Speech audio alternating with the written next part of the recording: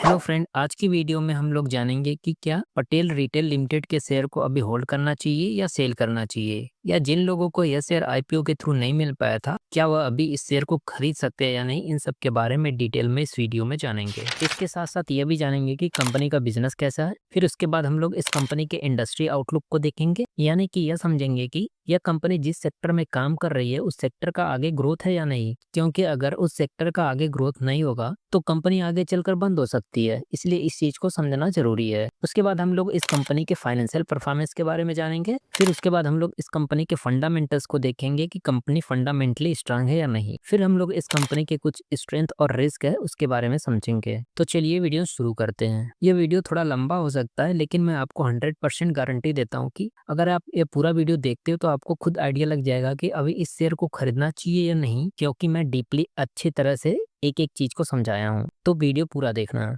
और हाँ, अगर आप किसी स्टॉक या शेयर पर वीडियो चाहते हो तो कमेंट करके बताओ, मैं उस पर वीडियो बना दूंगा। पहले हमें यह चीज समझना जरूरी है कि इसने जो आईपीओ से पैसा उठाया था वो कंपनी के पास जाएगा या फिर कंपनी के प्रमोटर के पास। तो इस चीज को समझने के लिए हम इसके आईपीओ के डिटेल्स को देखते हैं। जैसा कि आप लोगों को पता है कि इसके आईपीओ का जो डेट था वो 19 अगस्त से 21 अगस्त तक के बीच में था, यानी कि इतने डेट के बीच में आप इसके आईपीओ के लिए अप्लाई कर सकते थे। और इसका जो इशू प्राइस था वह 255 रुपए पर शेयर था, यानी कि आईपीओ के टाइम इसके एक शेयर का प्राइस 255 रुपए था। और यह कंपनी आईपीओ से टोटल 242 करोड़ रुपए जुटाई है, जिसमें से 217 करोड़ रुपए फ्रेश इशू से और 25 करोड़ रुपए ऑफर फॉर सेल से। ओवरऑल इसका मतलब यह हुआ कि जो फ्रेश इशू से पैसा कलेक्ट हुआ है वो कंपनी के पास जाएगा। कंपनी इसका यूज अपने बिजनेस के एक्सपेंशन में करेगी, जो कि अच्छी बात है। वहीं पर जो ओएफएस यानी ऑफर फॉर सेल से पैसा कलेक्ट हुआ है वो कंपनी की प्रमोटर की जेब में जाएगा, यानी कि कंपनी जितना भी पैसा आईपीओ से जुटाएगी उसका मैक्सिमम यूज कंपनी अपने बिजनेस के एक्सटेंशन में करेगी, जो कि बहुत ही अच्छी बात है इस कंपनी के लिए। अब हम लोग यह समझते हैं कि इसने जो आईपीओ से पैसा उठाया है वो पैसा कहाँ कहाँ यूज करने वाली है,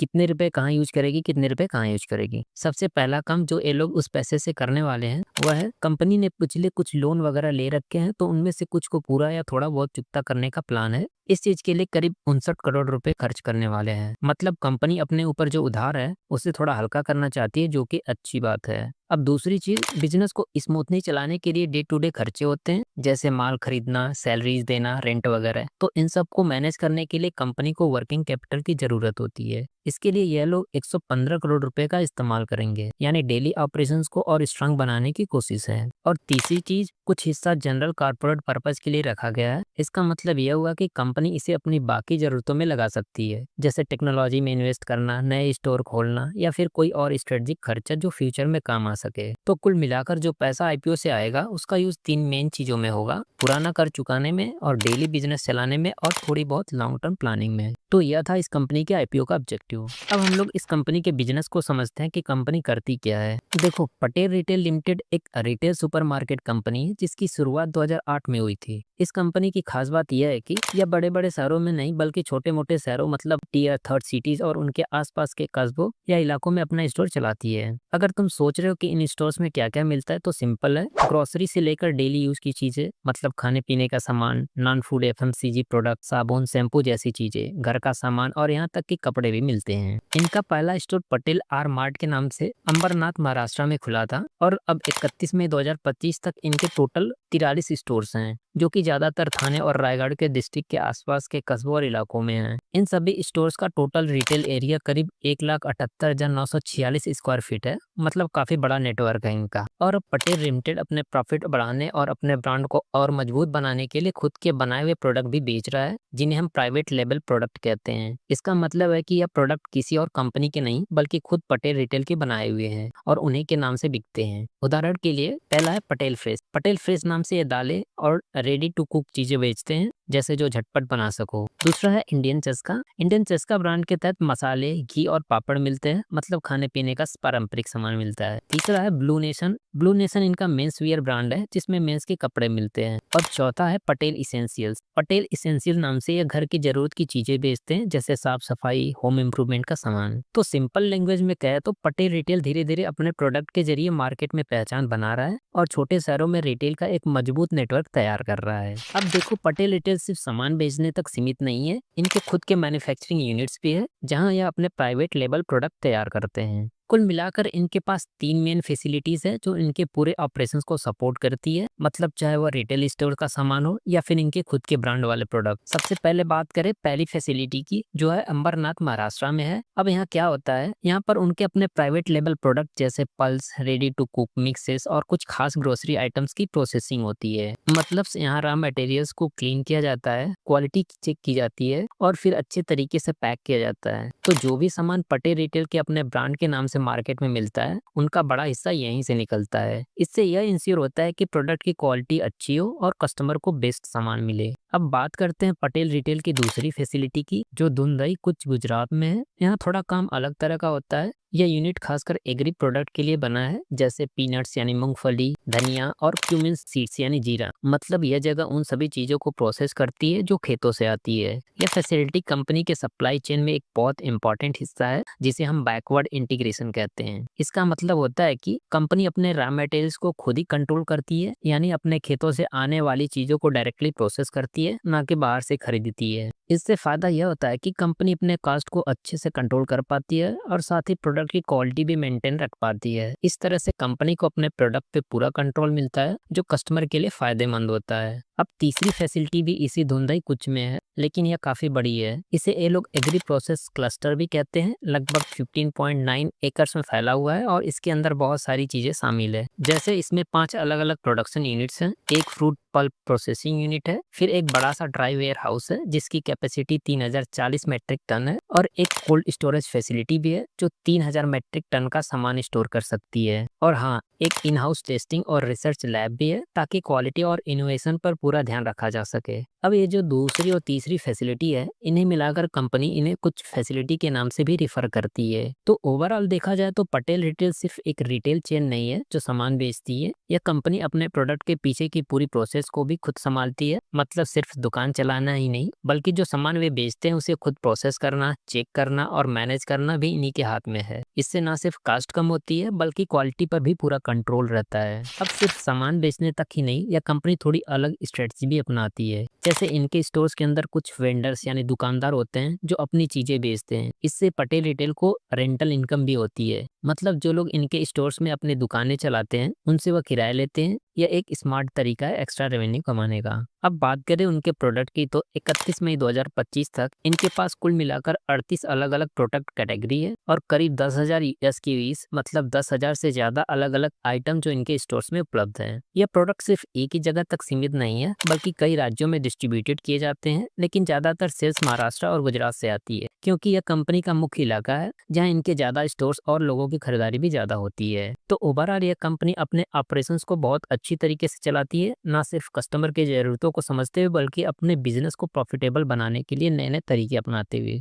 तो यह था इस कंपनी का बिजनेस। तो कंपनी का बिजनेस अच्छा देखने को मिल रहा है। अब हम लोग इसके इंडस्ट्री आउटलुक को देखते हैं, यानी कि उस सेक्टर के बारे में समझते हैं जिस सेक्टर में कंपनी काम कर रही है। क्योंकि सोचो, कंपनी ऐसी सेक्टर में काम कर रही हो जिस सेक्टर में ग्रोथ ही ना हो, तो ठीक है, कंपनी आज कमाई कर रही है, लेकिन आने वाले टाइम में फिर कंपनी को लॉस देखने को मिलेगा, क्योंकि वो सेक्टर ग्रो ही नहीं करेगा। इसलिए यह समझना जरूरी है कि यह कंपनी जिस सेक्टर में काम कर रही है उस सेक्टर में ग्रो है या नहीं। तो देखो यार, इंडिया का रिटेल मार्केट आने वाले टाइम में बहुत काफी तेजी से बढ़ने वाला है। अभी 2025 तक का जो अनुमान है, उसके हिसाब से मार्केट करीब USD 1300 बिलियन का हो जाएगा, और फिर 2030 तक यह बढ़कर करीब USD 1890 बिलियन तक पहुंचने की उम्मीद है। अब सोचो, इतना बड़ा जंप क्यों हो रहा है? इसके पीछे कुछ बड़ी वजह है। जैसे लोगों की इनकम बढ़ रही है, शहरों की तरफ तेजी से अर्बनाइजेशन हो रहा है, और मॉडर्न ट्रेड यानी बड़े बड़े ब्रांडेड स्टोर्स, चेन्स, मॉल्स वगैरह का एक्सपेंशन भी हो रहा है। अब एक और इंटरेस्टिंग चीज बताता हूँ। रिटेल सेक्टर में अभी जो ऑर्गेनाइज्ड रिटेल है, मतलब जो अच्छे से सिस्टम में चलता है, जैसे बिग बाजार, D mart, Reliance retail type, उसकी हिस्सेदारी अभी सिर्फ 12% से 15% के बीच है। लेकिन आने वाले टाइम में ऐसा धीरे धीरे बढ़ेगा। क्यों बढ़ेगा? क्योंकि अब लोग ऑनलाइन खरीदारी ज्यादा कर रहे हैं, डिजिटल पेमेंट को अपना रहे हैं, और इंफ्रास्ट्रक्चर अच्छा हो रहा है। और सबसे बड़ी बात यह, ऑर्गेनाइज्ड रिटेल अब बड़े बड़े शहरों तक सीमित नहीं है, यह Tier 2 और Tier 3 सिटीज तक भी फैल रहे हैं। अब अगर रिटेल मार्केट की बात हो रही है, तो उसमें सबसे बड़ा हिस्सा किसका है? वह है फूड एंड ग्रोसरी वाला सेगमेंट। अकेले यही सेगमेंट पूरे रिटेल मार्केट का 63% हिस्सा रखता है और यह भी तेजी से बढ़ रहा है। अनुमान है कि 2022 से लेकर 2030 तक यह लगभग 10% की CAGR से ग्रो करेगा,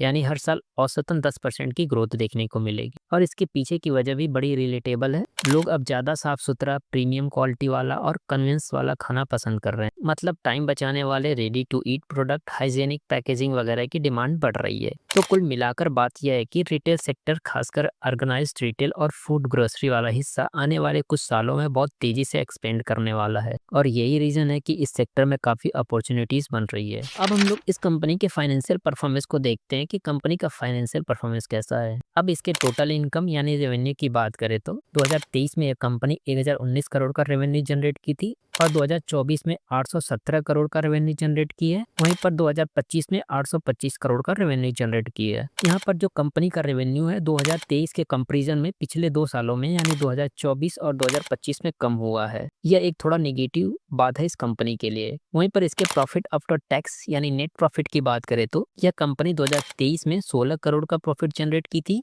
और 2024 में 22 करोड़ का, वहीं पर 2025 में 25 करोड़ का रेवेन्यू जनरेट की है। तो ओवरऑल इस कंपनी का जो रेवेन्यू है वो लगातार बढ़ते हुए आया है, जो कि अच्छी बात है। और इसके इबिड्डा की बात करें तो इसका इबिड्डा भी साल दर साल बढ़ते हुए आ रहा है। वहीं पर इसका नेटवर्थ भी साल दर साल बढ़ते हुए आ रहा है। तो ओवरऑल इस कंपनी का जो फाइनेंशियल परफॉर्मेंस है वो अच्छा देखने को मिल रहा है। थोड़ा सा इसका जो रेवेन्यू है और 2023 के कंपैरिजन में इन पिछले 2 सालों में थोड़ा कम हुआ है। बाकी इसको छोड़ दे तो बाकी कंपनी का फाइनेंशियल परफॉर्मेंस अच्छा देखने को मिल रहा है। अब हम लोग इस कंपनी के फंडामेंटल्स को देखते हैं कि कंपनी फंडामेंटली स्ट्रांग है या नहीं। इसका ROE यानी रिटर्न ऑन इक्विटी 19.02% है, जो कि बहुत ही अच्छा है। ROE का मतलब होता है कि कंपनी अपने शेयर होल्डर्स के पैसों पर कितना प्रॉफिट बना रही है। अगर किसी भी कंपनी का ROE 15% या 15% से अधिक है तो उसे अच्छा माना जाता है। और इस कंपनी का ROCE यानी रिटर्न ऑन कैपिटल एम्प्लॉयड 14.43% है, जो कि अच्छा है यानी डिसेंट है। ROCE का मतलब है कंपनी अपने शेयर होल्डर्स के पैसों प्लस कंपनी के पास जो लोन या डेब्ट से पैसा आया है, इन दोनों पैसों को मिला करके जितना भी टोटल अमाउंट होगा उस पर जो प्रॉफिट बना रही है उसे ही ROCE कहते हैं। अगर किसी भी कंपनी का ROCE 15% या 15% से अधिक है तो उसे अच्छा माना जाता है। और इसका डेब्ट टू इक्विटी रेशियो 1.34% है, यानी कि इस कंपनी के ऊपर थोड़ा कर्ज देखने को मिल रहा है, जो कि एक निगेटिव बात है इस कंपनी के लिए। वहीं पर इसका रिटर्न ऑन नेटवर्थ 19.02% है, जो कि अच्छा है। और पैट मार्जिन 3.08% है, जो कि डिसेंट है, उतना कुछ अच्छा नहीं है। और एबिडा मार्जिन 7.61% है, जो कि ये भी डिसेंट है। तो ओवरऑल इस कंपनी का जो फंडामेंटल है वो ठीक है, केवल इस कंपनी के ऊपर थोड़ा सा अधिक कर्ज देखने को मिल रहा है। अब हम लोग इस कंपनी के स्ट्रेंथ को देख लेते हैं। इसके स्ट्रेंथ की बात करें तो सबसे पहली चीज ये है कि उनको अपने प्रोडक्ट और स्टॉक को मैनेज करने का डीप एक्सपीरियंस है। मतलब ये जानते हैं कि कौन कौन से प्रोडक्ट उनके स्टोर्स में होने चाहिए ताकि कस्टमर को अच्छा वैरायटी मिले और साथ ही ज्यादा स्टॉक खराब भी ना हो। इसके लिए ये IT सिस्टम का यूज करते हैं, जिससे उन्हें यह सब चीजें स्मार्ट तरीके से हैंडल करने में आसानी होती है। इसके बाद उनकी एक खास बात यह है कि वो अपने स्टोर्स को बढ़ाने में बहुत सोच समझ के कदम उठाते हैं। वो सिर्फ रैंडमली दुकानें नहीं खोलते, बल्कि एक क्लियर स्ट्रेटजी के साथ नए स्टोर एक्वायर करते हैं और अपने ऑनरशिप मॉडल को भी अच्छे से मेंटेन करते हैं। इस वजह से इनका फुटप्रिंट धीरे धीरे मजबूत होता जा रहा है। फिर एक और बड़ी बात यह है कि उनकी लॉजिस्टिक और डिस्ट्रीब्यूशन सिस्टम भी सॉलिड है। इनके पास खुद की 18 ट्रक्स भी फ्लीट हैं, यानी खुद के ट्रक जो सामान को उनके वेयर हाउस से स्टोर तक पहुंचाते हैं। इससे डिलीवरी टाइम भी जल्दी होता है और सामान की क्वालिटी भी बनी रहती है। अब अगर प्रोडक्ट की बात करें तो इनके पास एक डाइवर्सिफाइड प्रोडक्ट पोर्टफोलियो है। मतलब यह कई तरह के प्रोडक्ट बेचते हैं, सिर्फ एक ही चीज पर डिपेंड नहीं रहते हैं। इससे कस्टमर को एक तरह की चीजें एक ही जगह पर मिल जाती है। और आखिर में इनके मैन्युफैक्चरिंग फैसिलिटीज भी अच्छी जगह स्ट्रेटेजिकली लोकेटेड की हुई है। इसका मतलब यह है कि यह फैसिलिटीज ऐसी जगह पर हैं जहां से रॉ मटेरियल्स और फिनिश्ड गुड्स दोनों का काम आसानी से हो जाता है। तो यह था इस कंपनी का स्ट्रेंथ। अब देखो, किसी भी बिजनेस में सिर्फ ग्रोथ या पोटेंशियल की बात नहीं होती, थोड़े बहुत रिस्क भी होते हैं। और पटेल रिटेल के केस में भी कुछ ऐसे ही पॉइंट्स हैं जिन पर ध्यान देना जरूरी है। सबसे पहली चीज, इस कंपनी के जितने भी 44 स्टोर्स हैं वह सिर्फ महाराष्ट्र में ही है। इसका मतलब यह है कि पूरा बिजनेस एक ही रीजन पर डिपेंड करता है। अब अगर उस रीजन में कोई पॉलिटिकल इशू आ जाए, कोई नेचुरल डिजास्टर हो जाए या लोकल इकोनॉमी में कोई बड़ा झटका लगे तो कंपनी को सीधा असर झेलना पड़ सकता है। अब थोड़ा परफॉर्मेंस की बात करें तो कंपनी की average store sales financial year 2023 में 881.38 लाख थी, जो फाइनेंशियल ईयर 2025 में हल्का सा घटकर 878 लाख रह गई। अब भले यह गिरावट ज्यादा न लगे, लेकिन इससे यह पता चलता है कि ग्रोथ थोड़ी स्लो हो गई है। इसी तरह अगर हम इसके टोटल रेवेन्यू देखें तो फाइनेंशियल ईयर 2023 के कंपैरिजन में पिछले 2 सालों में इसके रेवेन्यू में गिरावट देखने को मिला है। अब बात करें एक्सपोर्ट्स की तो वहां भी गिरावट देखी गई है। फाइनेंशियल ईयर 2023 में एक्सपोर्ट से कंपनी ने 66,962 लाख रुपए कमाए थे, जो फाइनेंशियल ईयर 2025 में गिरकर सिर्फ 27,350 लाख रह गए। मतलब इंटरनेशनल मार्केट से जो इनकम आ रही थी उसमें काफी बड़ी कमी आई है। अब एक और बात जो इन्वेस्टर को सोचनी चाहिए वो है कंपनी का डेब्ट to equity ratio. Financial year 2025 में यह रेशियो 1.34 था, जो थोड़ा ज्यादा है। सीधी बातों में कहे तो कंपनी ने अपने मुकाबले ज्यादा उधार ले रखा है, जो रिस्क बढ़ा सकता है अगर मार्केट में कोई दिक्कत आ जाए। इसके अलावा जो रॉ मटेरियल्स कंपनी इस्तेमाल करती है जैसे गेहूं, मसाले वगैरह, उनके लिए कंपनी के पास कोई लॉन्ग टर्म सप्लाई कॉन्ट्रैक्ट नहीं है। अब इससे प्रॉब्लम यह होती है कि अगर किसी टाइम पर इन चीजों का कीमत बढ़ गई या सप्लाई में दिक्कत आ गई तो पूरे प्रोडक्शन कॉस्ट पर असर पड़ सकता है। फिर एक और टेक्निकल सी बात है लेकिन जरूरी है, कंपनी के पास जो प्रोडक्शन फैसिलिटीज है उनमें से एक फैसिलिटीज 2 फाइनेंशियल ईयर 2025 में सिर्फ 10.49% कैपेसिटी पर ही चल रही थी। मतलब उसकी पूरी पोटेंशियल का बहुत छोटा हिस्सा ही यूज हो रहा है। इससे समझ आता है कि या तो डिमांड कम है या फिर कंपनी अवेलेबल रिसोर्सेज का पूरा यूज नहीं कर पा रही है। और आखिर में कंपटीशन की बात करें तो मार्केट में ऑलरेडी कुछ बहुत ही स्ट्रांग प्लेयर हैं जैसे D mart, Reliance retail, big बाजार और लोकल किराना स्टोर्स। इनके सामने टिके रहना और ग्रो करना अपने आप में एक बड़ी चैलेंज है। तो हाँ, एक तरफ जहाँ बिजनेस में ग्रोथ की अपॉर्चुनिटीज है, वहीं दूसरी तरफ कुछ ऐसे जेन्युइन रिस्क भी हैं जिनका ध्यान रखना बहुत जरूरी है, खासकर अगर आप इन्वेस्टर हो। अब हम लोग यह समझते हैं कि क्या इस शेयर को अभी होल्ड करें या सेल करें, और जिन लोगों को यह शेयर आईपीओ के थ्रू नहीं मिल पाया था क्या उनको अभी बाय करना चाहिए या नहीं। तो चलिए इस चीज को समझते हैं। अगर आपको यह शेयर आईपीओ के थ्रू मिला था और आपने इस आईपीओ में शॉर्ट टर्म यानी कि थोड़े दिन के अंदर प्रॉफिट लेने के लिए इन्वेस्ट किया था, तो आप लिस्टिंग गेन लेकर के यहाँ से निकल सकते हो। वहीं अगर लॉन्ग टर्म के लिए इन्वेस्ट किए थे तो होल्ड कर सकते हो, क्योंकि कंपनी का बिजनेस अच्छा है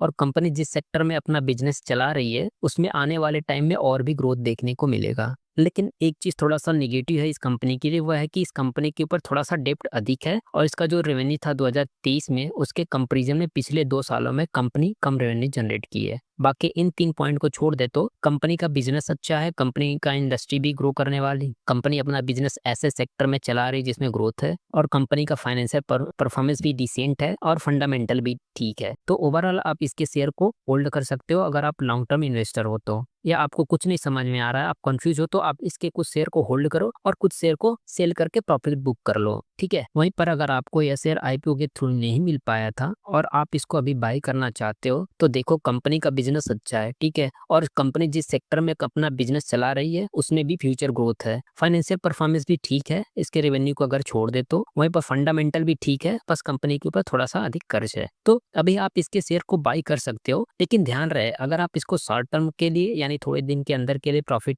लेकर निकलने के लिए इन्वेस्ट कर रहे हो तो कि तो आपको बहुत अच्छा खासा प्रॉफिट देखने को मिलेगा या कि तो बहुत अच्छा खासा लॉस भी देखने को मिलेगा। थोड़ा रिस्क रहेगा, क्योंकि जब भी कोई शेयर पहली बार स्टॉक मार्केट पे लिस्ट होता है तो कुछ दिनों तक उसका शेयर प्राइस बहुत तेजी से ऊपर नीचे होता रहता है। अगर आप रिस्क ले सकते हो तो बाई करना और अच्छा रिवार्ड भी देखने को मिल सकता है। वहीं पर अगर आप सिर्फ इन्वेस्टमेंट चाहते हो तो इसका शेयर प्राइस थोड़ा स्टेबल होने दो, उसके बाद आप बाई कर सकते हो। तो बस इतना ही आज की वीडियो में। ऐसी और इन्फॉर्मेटिव वीडियो के लिए हमारे चैनल को सब्सक्राइब कर लेना और वीडियो अच्छी लगी हो तो वीडियो को लाइक कर देना। चलो मिलते हैं नेक्स्ट वीडियो में अगले शेयर के साथ।